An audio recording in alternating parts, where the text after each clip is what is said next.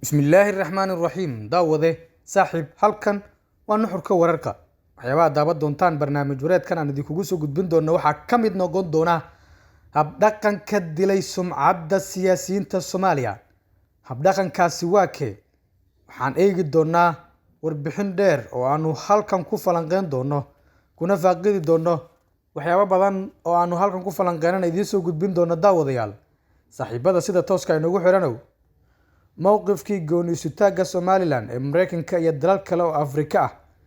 halkii ayuu marayaa goormaasi ugu dhawaa. Waxaan eegi doonaa warbixin iyo sheeko ay ka sheekeynayso Jandaya Fraser oo aanu halkan ku falanqeyn doono kuna faaqidi doono haweeneydaasi oo horey u soo noqotay una soo qabatay xilka xiriirkii arrimaha dibadda ee Mareykanku. Waa kalihii hore warbixin ayaan ku falanqeyn doonaa kuna faaqidi doonaa qodobada iyo kuwa kale. Soo dhawaada halkan waa nuxurka wararka daawade. Fadlan ku biiro ka mid noqo daawadayaashii nagu xiran adiga oo subscribe inoo saaraya sidoo kalena gambalaalka furanaya. Habdhaqan ka dilay sumcadda siyaasiyiinta Soomaaliya ayaan ku bilaabeynaa daawade. Habdhaqankaasi siyaasiyiinta dilay sumcaddooda waa kee? Halkan ayaan ku falanqeyn doonaa kuna faaqidi doonaa warbixino iyo xogo idinka daahson oo aanu idiin bidhaamin doono daawadayaasha iyo saaxiibada sida tooska inagu xiranow. Mar kale kulanti wacan oo wanaagsan ayaanu hawada idinka leenahay. Dr. Bahari Cabdulqaadir oo u waramayay markaasi Twitter Space ayaa sheegay in madaxda Soomaalida cidna aaminin markaasi mayso inta ay malaayiin dollar ku bixinayaan si ay kursi u helaan balse ay lacagtaasi u quurin karin dadkooda tabaaleysan. Dr. Bahari ayaa sheegay in beesha caalamka iyo deeq-bixiyaashu ay og yihiin in madaxda Soomaalidu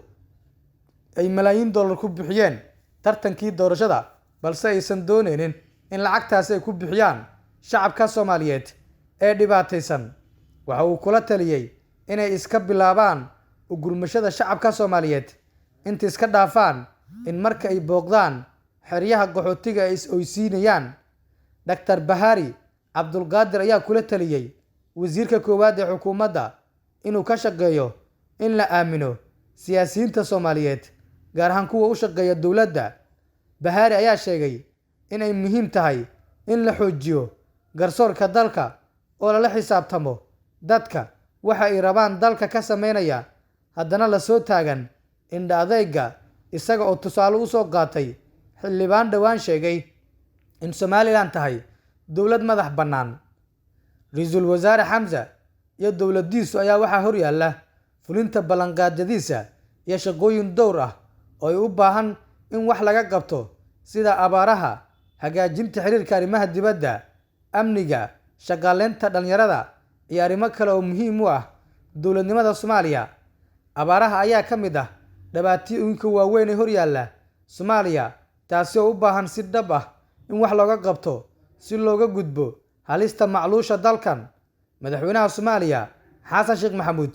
ayaa markii uu xilka la wareegay kadib Cabdiraxmaan Cabdishakuur Warsame u magacaabay ergeygiisa u qaabilsan wax ka qabashada abaaraha dalka iyo in xal waara loo helo macluusha ka dhalata abaaraha dalka guud ahaan uu saameeyay. Halkani waa nuxurka wararka. Fadlan ku biiro ka mid noqdo daawadayaashii nagu xiran saaxiibada iyo asxaabta sida tooska inagu xiranow adigoo markaasi la gareynaya sidoo kalena share gareynaya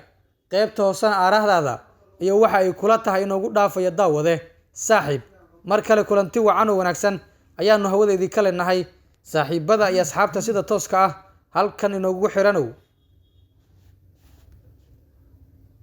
Mowqifka gooni sutaaga Somaliland ee Mareykanka iyo dalal kale oo Afrika ah. Kalihii hore wasaaradda arrimaha dibadda ee Mareykanka u qaabilsaneyd Afrika Jandaya Fraser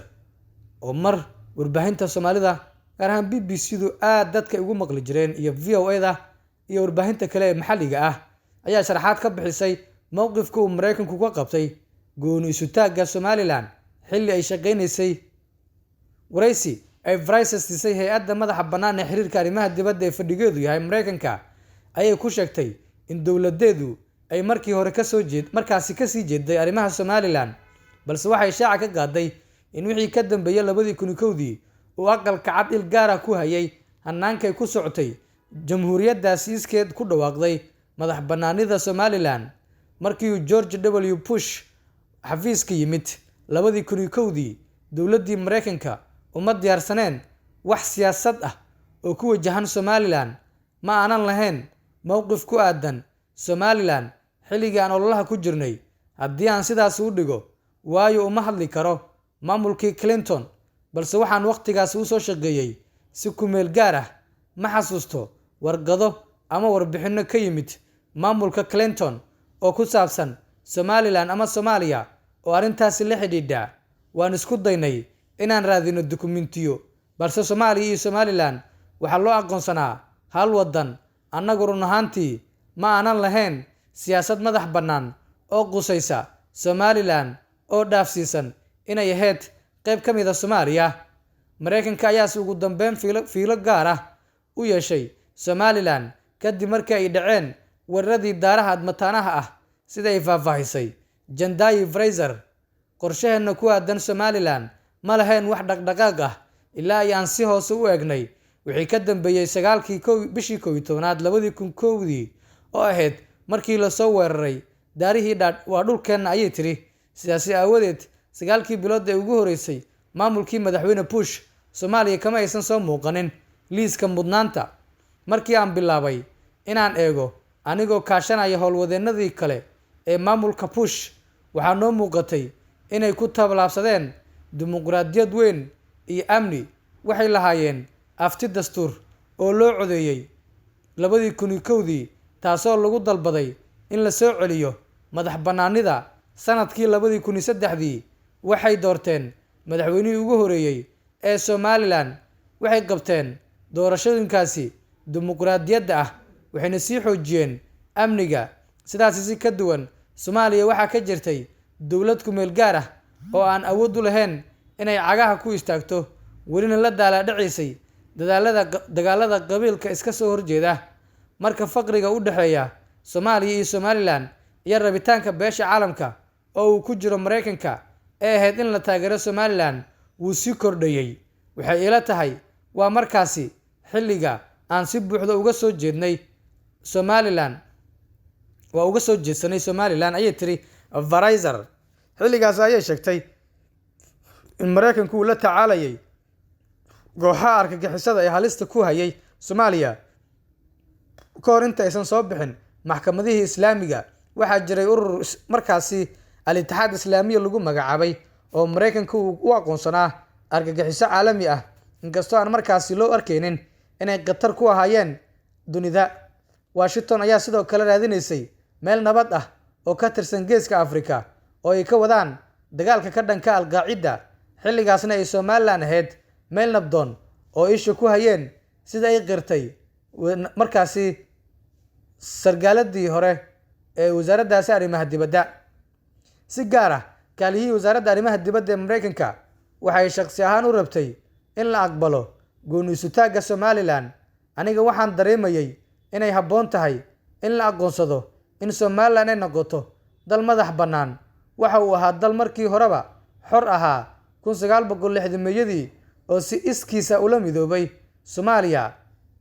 muxuu ahaa mowqifka dalalka kale ee gobolka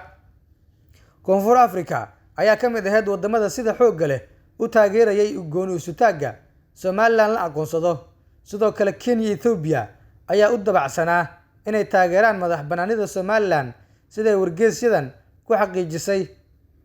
wareysigan ay ku xaqiijisay Jandayi Fraser hase yeeshee wadamada Djibouti iyo Uganda ayaa si weyn uga soo horjeeday mowqifkaasi sidii hadalku u dhigtay Nigeria ayaa qabtay aragti ay ku taageersaneed Somaliland waxaan dareemayay inuu jiray isbahaysi uu hogaaminayay midowga Afrika kaasi oo taageerayay gooni isutaagga kadibna uu Mareykanku ku beeri doono laakiin taasi ma dhicin ayay sii raacisay hadalkeeda halkan waa nuxurka wararka daawade haddii aad ku cusub tahay ku biiro ka mid noqo daawadayaasha saaxiibada asxaabta ku xiran halkan wararka warbixinada dhacdooyinka iyo faallooyinkana ka qaata mar kale waxaan idin leenahay daawadayaal gareeya muuqaalkan oo sheergareeya idinkoo markaasi qaybta hoose aragtidiina iyo waxa idinla tahay noogu dhaafaya sidoo kalena subscribe saaraya gambaleelkana furanaya daawadayaal